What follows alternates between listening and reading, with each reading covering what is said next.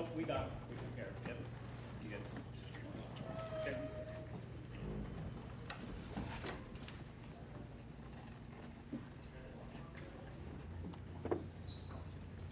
All right. Please be seated.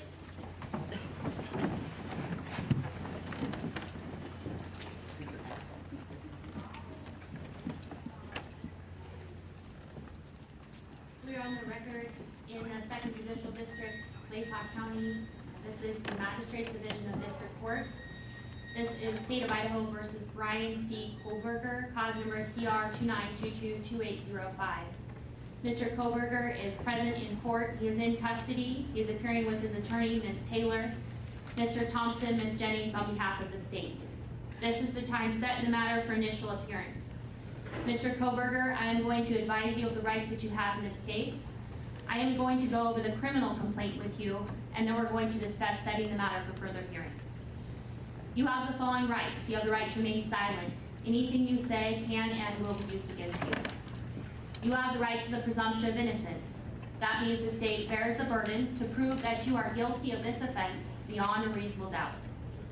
You have the right to a preliminary hearing. A preliminary hearing is a probable cause hearing. At that hearing, the state must establish that more likely than not, these felony offenses were committed and you were the one that committed the felony offenses. You have a right to have that hearing within 14 days if you remain in custody. If you are bound over at that preliminary hearing to district court, if the court finds probable cause, you would be bound over to district court. And at that time, you can enter a plea of not guilty, and you can have a jury trial set within 6 months of your appearance in district court. At both your preliminary hearing and your jury trial, you have the right to confront and question any evidence or witnesses called against you. Call witnesses on your own behalf, and compel witnesses to be present and testify at the state's expense. You have the right to be represented by a lawyer. If you cannot afford one, one could be appointed to represent you based upon your financial need. You also have the right to appeal any conviction in your case. Do you understand these rights? Yes. I am now going to go over the criminal complaint with you. Count 1 of the criminal complaint charges you with the felony offense of burglary. It alleges that the defendant, Bryan C. Kohberger, on or about November 13th of 2022 in Latah County, State of Idaho, did unlawfully enter a residence located at 1122 King Road, Moscow, with the intent to commit the felony crime of murder in violation of Idaho Code 18-1401 and 1403. The maximum penalty for that offense, if you plead guilty or are found guilty, is not less than 1 year in prison, no more than 10 years in prison, and or a $50,000 fine or both. Do you understand? Yes.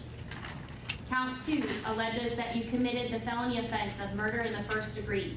It alleges that the defendant, Bryan C. Kohberger, on or about November 13th, 2022, in Latah County, State of Idaho, did willfully, unlawfully, deliberately, with premeditation, and with malice aforethought, kill and murder Madison Mogan, a human being, by stabbing Madison Mogan, from which she died, in violation of Idaho Code 18-4001, 4002, 4003, and 4004.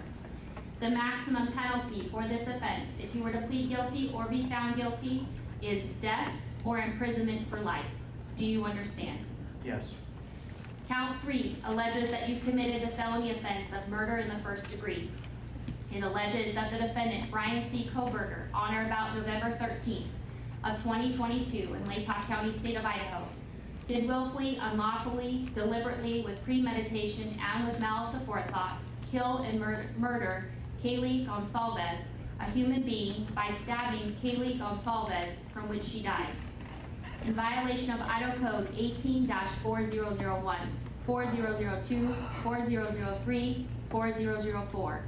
Again, the maximum penalty for that offense, if you plead guilty or are found guilty, is death and or imprisonment for life.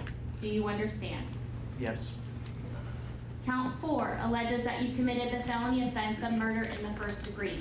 It alleges that the defendant, Bryan C. Kohberger, on or about November 13th of 2022 in Latah County, Idaho, did willfully, unlawfully, deliberately, with premeditation, and with malice aforethought, kill and murder Xana Kernodle, a human being, by stabbing Xana Kernodle, from which she died, in violation of Idaho Code 18-4001, 4002, 4003, and 4004.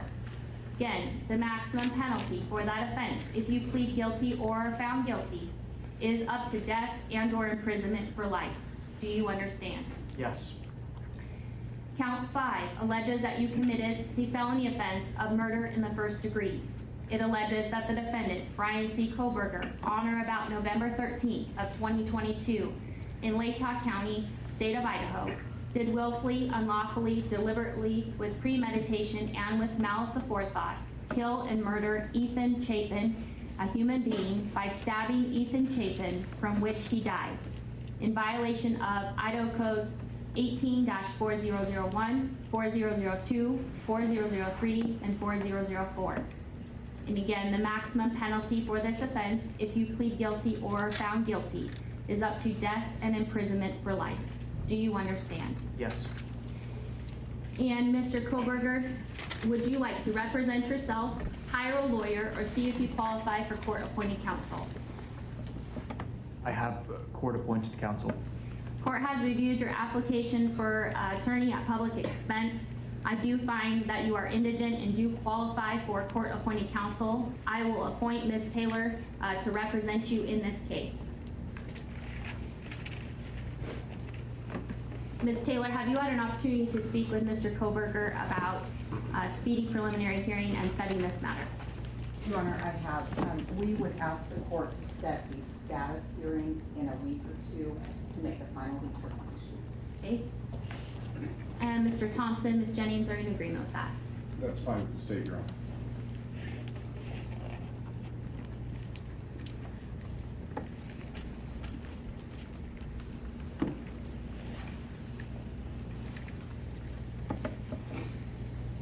I will go ahead and set this matter for a status hearing then on the calendar on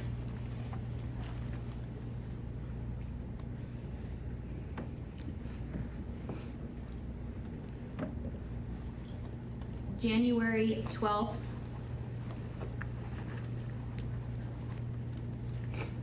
at 10 o'clock a.m.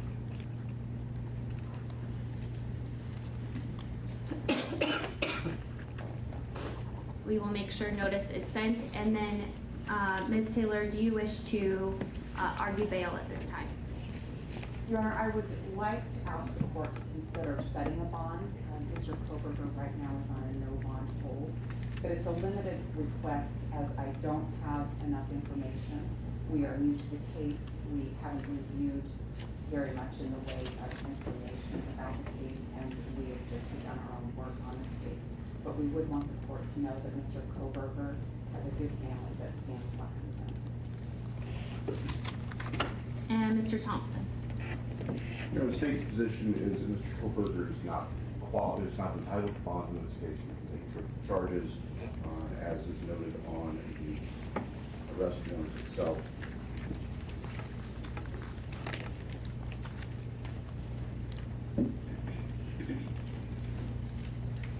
Idaho Code 19-816, 19-2903 both specify that given the potential penalties in this case, there's no right to bail.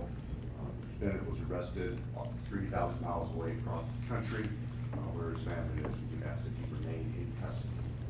No bail. At this point in time, pursuant to Idaho Criminal Rule 46B and Idaho Code 19-816 and 2903, I am going to leave the bail set of this case as no bail at this point in time until I have additional or further information at a later date and time. So with that, then Mr. Kohberger, you will be remanded in custody and remain in custody on the no bail pending further proceedings in this matter. Is there anything further in the case then for today, Mr. Thompson? Yes, Your Honor. The state is asking for no contact orders for various family members of the deceased and also for the surviving roommates. I've spoken briefly with Ms. Taylor. She indicated there's no objection. Ms. Taylor, is that correct? That is correct, Your Honor. So I will go ahead and issue those no contact orders. So I do have a no contact order then for the named individual of Dylan Mortensen, Bethany Funk, as well as the family members and Mr. Chapin, the family members of Ms. Kernodle,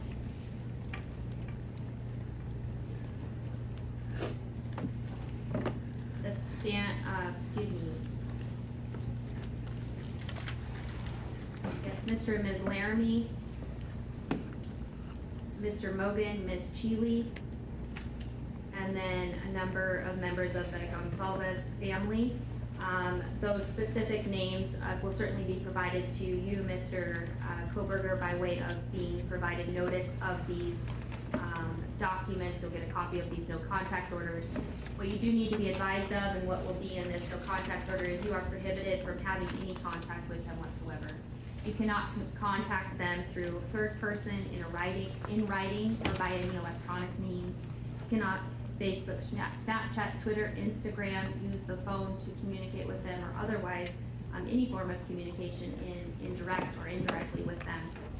You cannot engage in any conduct that would harass, stalk, threaten, use, attempt to use, or threaten to use any physical force or violence upon them, or place them in reasonable fear of bodily injury. You cannot go within or knowingly remain within 300 feet of their person or their home, workplace, or any other place where they might be. There are no exceptions to these orders, and if you do violate these orders, it is a new misdemeanor offense. It is punishable by up to a year in jail and or a $1,000 fine or both. At this point in time, due to being in the magistrate's division here, at this juncture, I am going to issue the no contact orders for a period of 2 years. And then if it needs to be modified or changed by additional judge, it can be done so at that time. Is there anything further, Mr. Thompson? No, Your Honor. Anything further, Ms. Taylor? No, Your Honor. All right, thank you. We are adjourned.